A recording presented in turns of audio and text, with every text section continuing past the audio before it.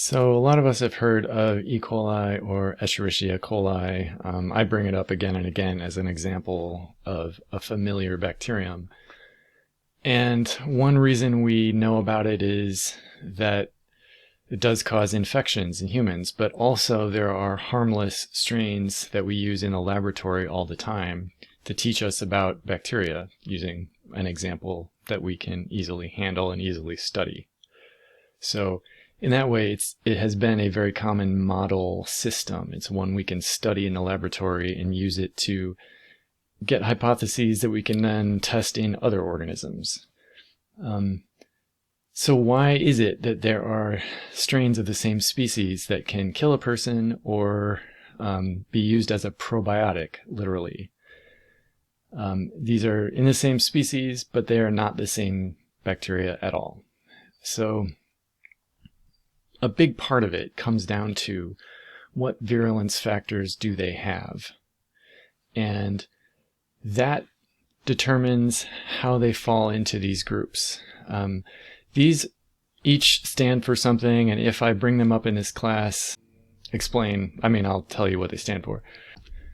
Okay, so this first one has two names that are long or short. So Enterohemorrhagic Escherichia coli is also frequently shortened to EHEC, EHEC, for Enterohemorrhagic Escherichia coli. Researchers have also called it STEC for Shiga toxin producing Escherichia coli, and they are the same thing. So you'll see them mentioned in the same way. Shiga toxin is the same toxin from Shigella, and Shigella really is E. coli. They should be the same species. And so what they do is they can cause damage to the colonocytes, they can cause damage to the mucus production, and a lot of other things. So these are the bacteria, the most famous of which is O157H7, that can put people in the hospital. They have a very low infective dose, and they can have significant complications like kidney failure. So they aren't just diarrheal diseases. They can cause a 2-week-long episode of severe dysentery. And when a person gets one of these infections, they typically end up in the hospital for it. And we have to treat it with antibiotics to prevent all of these complications from happening. These are not super common, but they do happen in foodborne outbreaks. Typically, we think of them as spread by cattle because they grow in the guts of cattle. And so any exposure to cows or food made from cows, like raw milk, potentially could get you this. And then once a person has it, they spread it through the fecal-oral route. So this is a problem, and it can... we can treat it with antibiotics, and we have to. It's dangerous. I don't have numbers for it, but it makes the news when people get it because it is dangerous. A less dangerous strain is the ETEC, or Enterotoxogenic E Coli. These have specific toxins that lead to them causing a cholera-like disease. And so this is traveler's diarrhea, and once you have the disease, it looks like cholera, but it isn't spread in quite the same way because these have a lower infective dose than the bacteria that cause cholera do. So this would be spread through the fecal-oral route, and you could get it from food the same way we thought about with Salmonella typhi. So you want to think about the 5 F's and boil it, cook it, peel it, or forget it. Another bacterium you should know about is Campylobacter Jejuni. This is a bacterium that causes a lot of foodborne illness and a lot of infectious diarrhea. This is the one that can, basically if you think you have salmonella, chances are you have this, because it causes something like 1 million episodes per year in the US, or 2 million, and is one of the biggest causes of diarrhea in the world. It causes a fairly straightforward fever, diarrhea, potentially severe diarrhea with dysentery, that kind of disease that often doesn't progress past that. So it is very common, but it doesn't typically go past that. So the complications are rare, and they typically will be of an autoimmune sort of immune dysregulation type. And we think usually people get this from food, not as much from fecal-oral transmission. I don't know why. There are cases of fecal-oral transmission within a house, but it's much more common that people will get this from food they ate. And so chickens and other animals, like cows again, can grow this in their guts, and if they contaminate the food we eat, then we can get Campylobacter infections. And so if we know a person is infected by Campylobacter, it's not the emergency that it might be if they have enterohemorrhagic E. coli, for example. So antibiotic treatment would be used mostly to lessen the severity and duration of symptoms, not so much to protect them from lasting damage. Whereas with enterohemorrhagic E. coli, lasting damage is a likely outcome. So this is less severe and much, much, much, much more common. And that brings us out of the bacteria back to the viruses. And we're going to start in a place you might not expect with Hepatitis A virus, which causes hepatitis type A. And this one is spread through the fecal-oral route. And so we see it spread through drinking water, spread through contaminated vegetables. We used to think of this as like a restaurant would cause an outbreak of this because a cook might have it and forget to wash well enough and spread it through the food. But it can also spread through daycare centers or any other place where people are not as careful with hygiene. And so after an incubation period, a person would experience something that would seem to be an intestinal disease, nausea and vomiting and a lack of appetite. And then later they would see symptoms associated with hepatitis, specifically like jaundice and pain in the liver. And typically this is self-limiting after a few months. So I told you about the kind of classic outbreak and what people are afraid of, but that's not as common anymore. And these days we don't know why most people get this virus. So there is a vaccine for this. People who are at risk may have like a predisposed liver problem can get a vaccine to prevent this.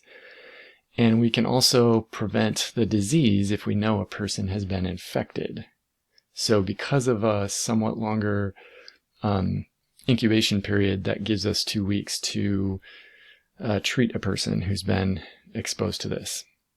But once the liver has been attacked by the virus, we have to rely on the liver to fix itself.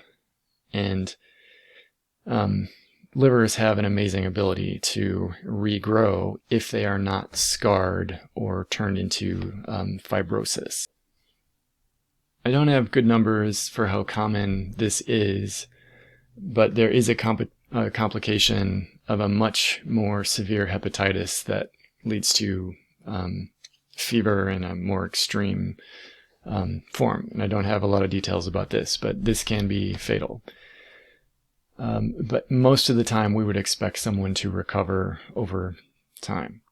And this is a mnemonic device. Why would I give you a weird mnemonic device like this? It's because there are other viruses that have abbreviations that start with H and end with V. Indeed, there are 5 different well-known hepatitis viruses, and they're given a letter: hepatitis A virus, hepatitis B virus, hepatitis C virus, hepatitis Delta virus or D, and then hepatitis E. There's also, you may recall, human immunodeficiency virus, human papillomavirus. There are so many. And so if you are looking at these things and you see abbreviations, it's very useful to be ready to know what they stand for. And so Hep A, you can remember, have you washed your hands, because this is spread by the fecal-oral route. Hepatitis E is spread the same way, and we don't, I don't have much information about this, but it, again, can cause more severe complications that can lead to fatal illnesses. And so we don't typically think of this separately from hepatitis A because it can spread the same way. And we come back to our mnemonic device, have you washed your hands? Well, now you can remember that that E stands for hepatitis E. Okay, so those are the two fecal-oral hepatitis viruses. Now we're looking at general gastrointestinal viruses. So these are incredibly common. They cause lots and lots of infections around the world. They're sometimes called the stomach flu, and fair enough, people can call them that, but I strongly prefer it if people don't use the word flu when they're talking about something other than influenza. So I would discourage people from using a term like stomach flu, and anyone who's taken a microbiology class should only use the word flu if they're talking about influenza. So a better word for this would be viral gastroenteritis or GI diseases or GI viruses. Okay, so the first one we look at is one of the most serious, and this is rotavirus. This is the third of the the third pathogen we look at that causes the most cases of infectious diarrhea in the world. So again, that was an E. coli strain, Campylobacter, and then now rotavirus. Those are the top three in terms of numbers of diarrheal illnesses they cause. And this is a particular risk to young children because it disrupts their ability to absorb water, and it disrupts their ability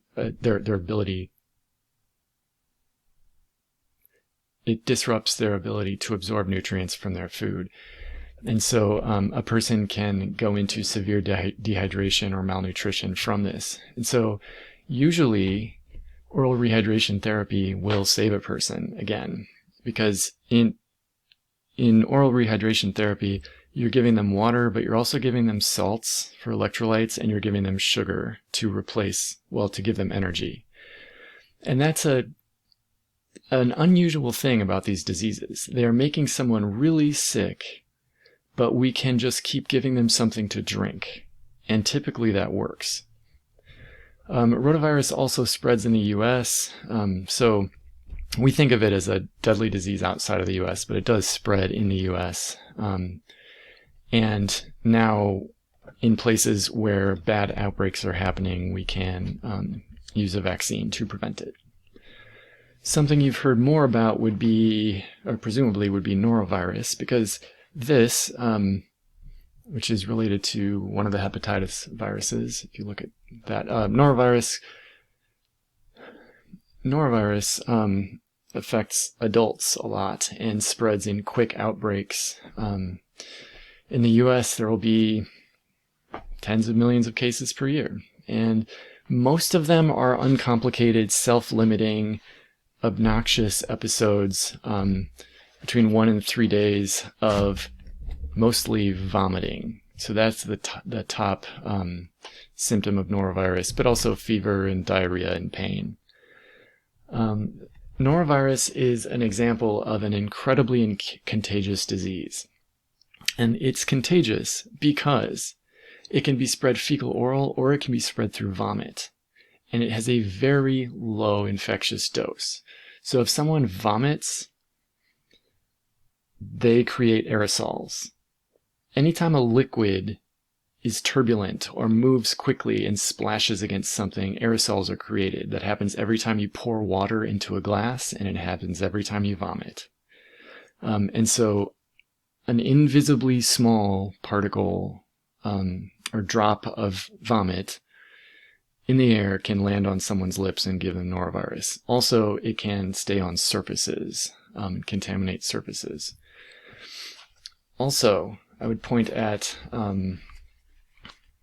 this. It's a naked virus. So what does that tell you if you think back to your disinfection stuff and viruses?